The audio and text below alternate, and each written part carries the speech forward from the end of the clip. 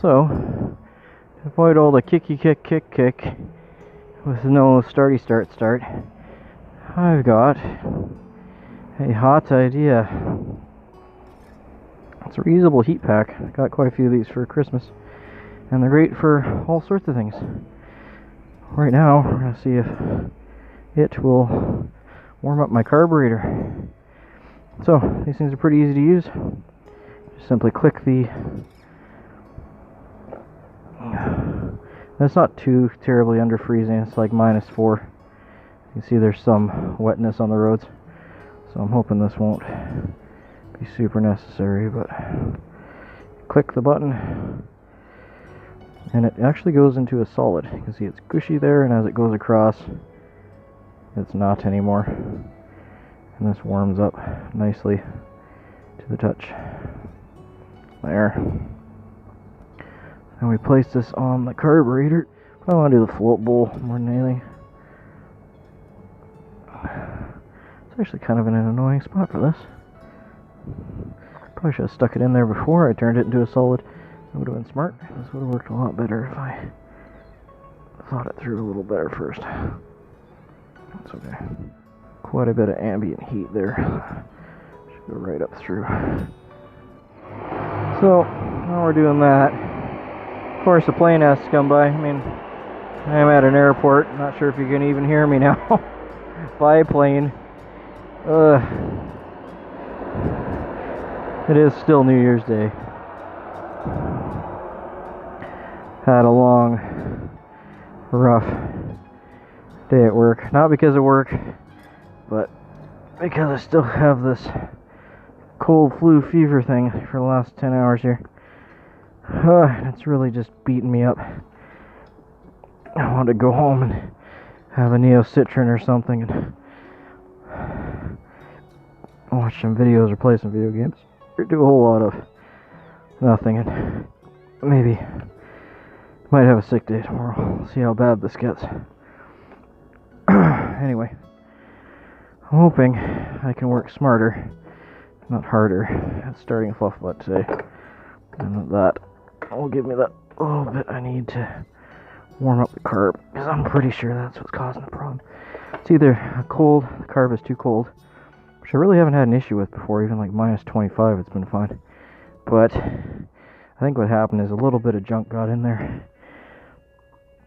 and has frozen or stuck itself in the emulsion tube, and just the cold with everything condensing has been causing it to just act up. Because as soon as I touch the throttle, it will die on me, which means it's definitely carburetor. Because when you turn the throttle, that's all that thing does, is lift the slide up in the carb. So if that's causing it to stall, by process of elimination, it has to be something to do with the carb.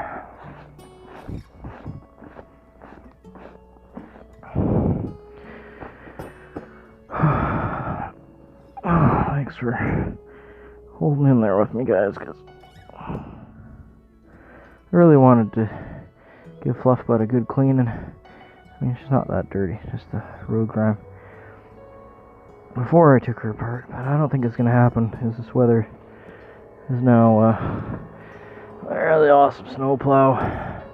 I like that thing. That thing's awesome.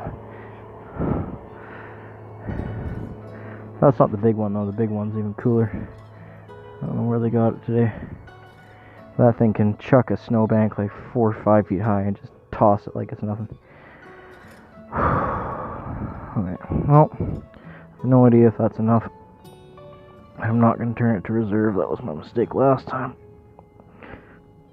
I think I sucked up some water from the reserve tank. But we'll leave that there for now until I get you started.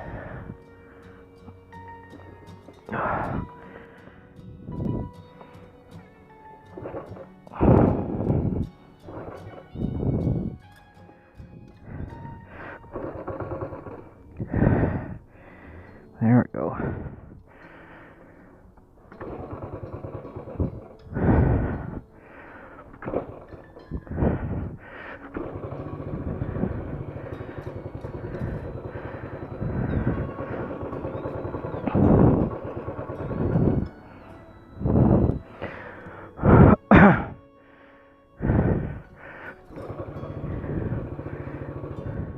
Well, I think that helped. It definitely caught and stayed a lot quicker. I think it just took a little while for that heat pack to actually start heating up the float bowl. I mean, there's, you know, what, probably an ounce and a half, 2 ounces of gas in there, and it's at -4, so in order to heat it up to the point where it's actually turning into fumes instead of spittle, which I think is my problem, is it's not actually gassing off. I better get that out of there before it melts.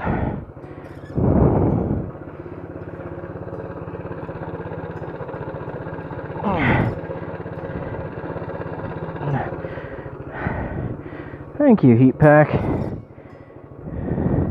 I think you saved my butt today. Yeah, once they are solid like that, you just toss them in a thing of boiling water, turn them back into a liquid by boiling them. Basically, it's a salt now. It's a liquid salt, and then you have to turn it back into a liquid salt. Separates the two chemicals into the salt and the liquid solution. They don't recombine until there is a forceful click from the click. Nothing special about that disc as far as I know, it's just the click that it provides. Basically, it's shock. It's the downside of these. If you carry them around in your saddlebags or your top box, a lot of times they'll go off on their own. Then you'll end up with a nice warm top box and no warm you when you need them. So that is the downside of these, and the upside of the air-activated ones. As long as the air-activated pouch doesn't get punctured, they last a lot longer. But these are reusable. They don't get nearly as warm. I mean, I can hold that. Yeah, that's probably was my problem. I mean, it's warm to the touch. Kind of like holding a hot cup of tea. Like, it's not going to hurt you. The air-activated ones actually get quite toasty. Almost to the point where you can't hold them against your skin. Oh, God. Alright, well, thanks for waiting for Fluffbutt to warm up there. I mean, she needs some love, clearly. Or, like I said, it's just, I've never had problems with her starting like this, even in the winter. There's something wrong there. And it's definitely in the carb.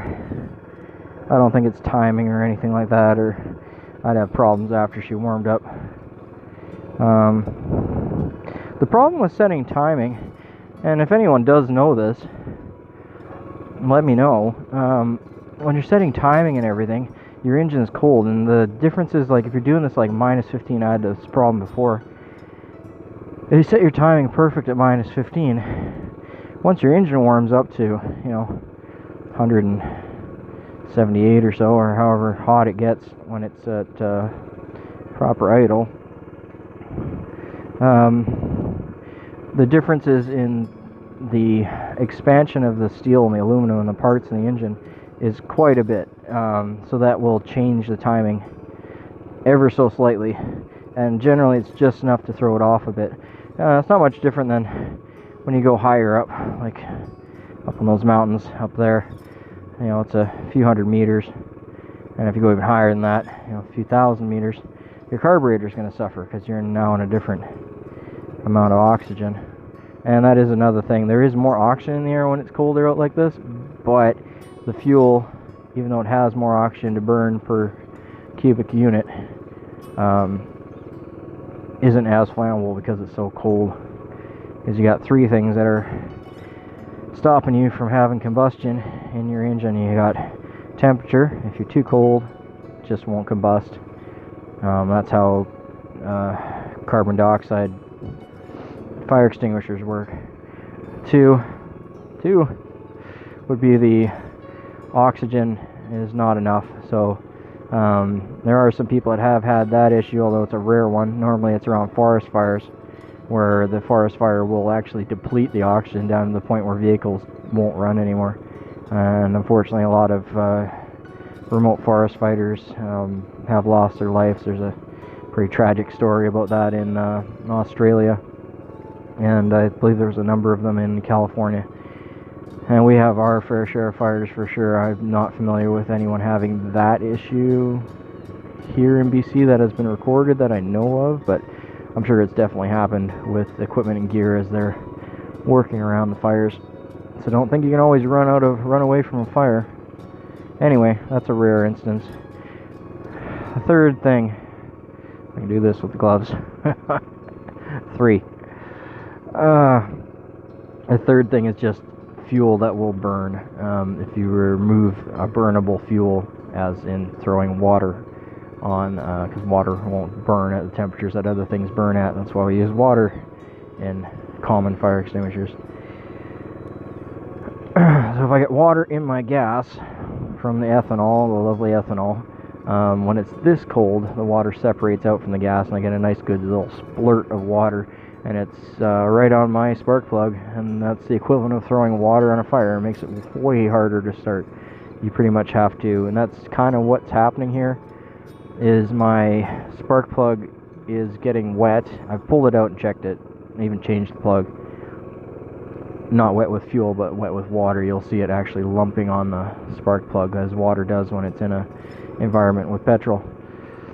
And I'm pretty sure that water's in the tank, so you know, I really should, if this was happening and I wasn't so close to home and wasn't super worried about the point that this issue is at, I would just drain the gas completely through the carb, so that way I'm flushing the carb out just through the drain on the bottom of the carb, and just fill it up with fresh clean gas and probably run an extra liter of gas through it just to flush everything through. And honestly, that would probably solve my problem. It doesn't sound that hard, but I don't know why. I'm a glutton for punishment sometimes. Like, these bikes are amazing. They won't die. I mean, you've seen how clearly hard it is for me to start this thing when it's cold and the kind of conditions I'm starting it in. But it always goes, no matter what. I've never had this thing not fail, or you know, fail on me. Like, it's always been there. The only time it did fail on me was my fault, and that was when I didn't troubleshoot the fuse that broke on me. I had a cheap Chinese fuse separate, the only fuse on the whole bike. And I tested it, and I tested on the other side of the fuse with my little test light that I made up from the headlight. And all I needed to do was test on the other side of that fuse, and I would have solved my problem right there. I would have just needed a little piece of tin foil, which I always carry with me, wrap up the fuse, stick it back in. Bob's your uncle, away we go. Anyway, I'm ranting a bit so I can let Fluffbutt warm up, so I'm not going to have any problems going home, because it is slippery out, and I just had a long day, and I don't mind just shooting the wind with everyone as I let Fluffbutt warm up and be happy.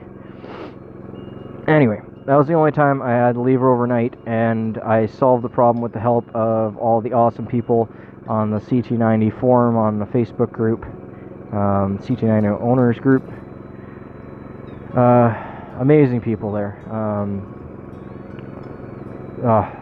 Wish I didn't have such a fever and a headache right now, or I could name off some awesome names.